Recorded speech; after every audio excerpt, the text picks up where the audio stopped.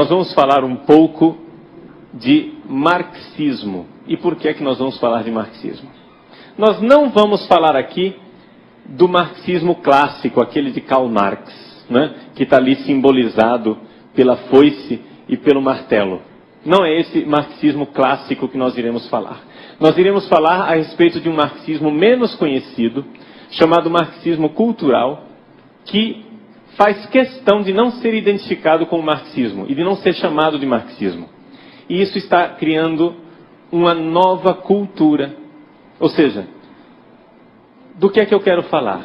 Eu quero falar desta cultura que está aí fora e que não é uma cultura somente que não é cristã, mas falar de uma cultura que é anticristã. Ela é resolutamente contra o cristianismo. Por isso eu coloquei aquele símbolo ali, que é o símbolo da paz, né? Todo mundo conhece o símbolo da paz, movimento hippie, né? Paz e amor, bicho. Só que esse símbolo da paz, talvez poucas pessoas saibam, é na verdade o símbolo da paz sem Cristo. É uma cruz quebrada, não é? Ou seja, os braços da cruz foram quebrados, colocados para baixo. Então você imagina uma cruz cristã, né? Uma cruz normal, onde você pega os dois braços da cruz e joga para baixo. Tlac! Esse é o símbolo da paz. É um símbolo não somente não cristão, é um símbolo anticristão. E esta cultura que está aí, e que vai crescendo cada vez mais, e que já faz parte um pouco, né, do nosso imaginário coletivo, é uma cultura que não é cristã, mas não somente, ela é anticristã. E eu estou afirmando isso e quero provar para vocês isto. Agora eu quero pedir para vocês no início desta palestra o seguinte: as coisas que eu vou dizer são bastante novas. Então eu peço a você encarecidamente que não acredite no Padre Paulo. Tá? Não acredite em mim. Eu quero que você vá comprovar. Eu vou dar para vocês meios de comprovarem se isto que eu estou falando é ou não é verdade. Então, por favor, considerem que o Padre Paulo é um grande charlatão, um embromador, que está querendo passar a perna em vocês. Porque aquilo que eu vou dizer para vocês é tão novo e tão diferente que vocês vão achar que o Padre Paulo é um paranoico que tem alguma espécie de doença mental, mania de perseguição. Eu acho que estou sendo perseguido, né? Paranoia, né? Os marcianos estão invadindo a Terra, né? Então, na verdade, não é nada disso.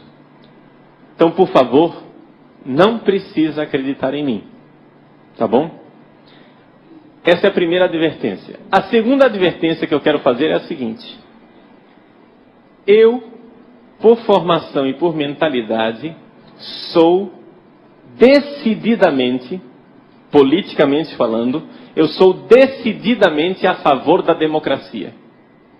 E eu acho que numa sociedade democrática é necessário que exista a direita e é necessário que exista a esquerda. Portanto, fique bem claro que eu não quero uma sociedade de direitistas, conservadores e reacionários. Tá bom? Eu acho que na sociedade democrática é necessário que haja debate. Tanto a direita como a esquerda têm direito de existir.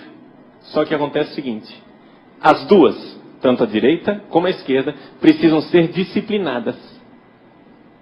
Ou seja, não é possível fazer jogo político sujo e passar a perna, ludibriar as pessoas, vendendo gato por lebre. Então, é necessário ser honestos. E está acontecendo uma desonestidade com os cristãos. As pessoas estão fazendo passar como cristãs certas ideias que na verdade são anticristãs. E os cristãos estão sendo levados, seduzidos desonestamente.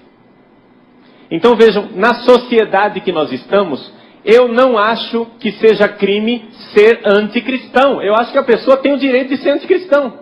Assim como eu sou e tenho o direito de ser antipagão. Eu tenho esse direito. de achar que o paganismo é uma desgraça e lutar com todas as veras do meu coração contra o paganismo. Porém, esse direito que eu tenho não significa que eu tenho o direito de matar a pessoa que não pensa como eu, ou de ludibriá-la, ou de enganá-la, ou de ser desonesto.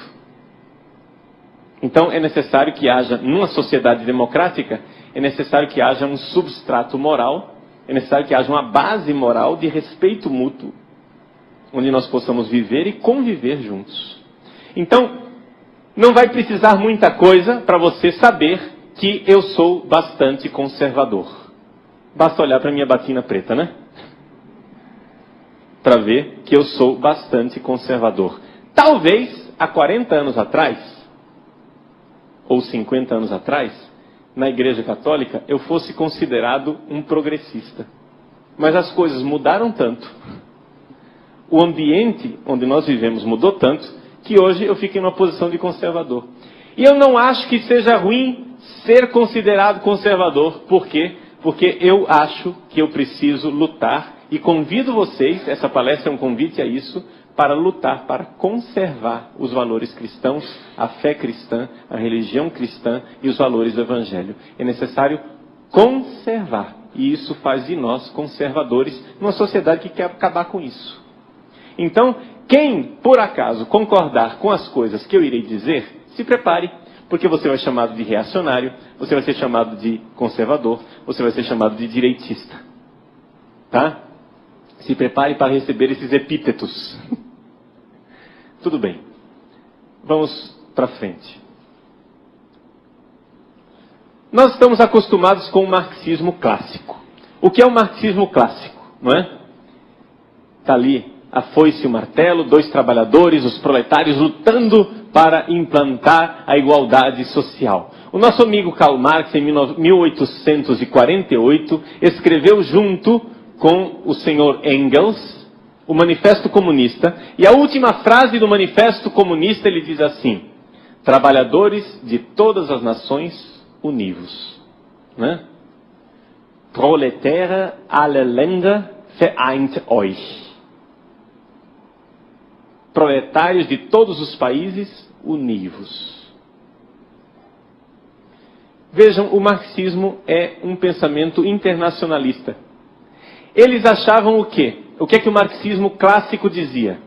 A opressão dos trabalhadores é tanta, a opressão que os trabalhadores estão sofrendo é tão grande, que os trabalhadores irão se revoltar como uma panela de pressão que estoura, eles irão se revoltar contra os capitalistas e irão tomar o poder para implantar a justiça social. Essa é o pensamento clássico marxista. Acho que todo mundo aqui conhece isto, né? Todo mundo já ouviu falar disto. Uma nota importante. É um pensamento internacional. Quer dizer o seguinte, que Marx previa, como ele não precisava ser um gênio para prever isso, porque toda a Europa naquela época, no século XIX, já previa que haveria um grande conflito.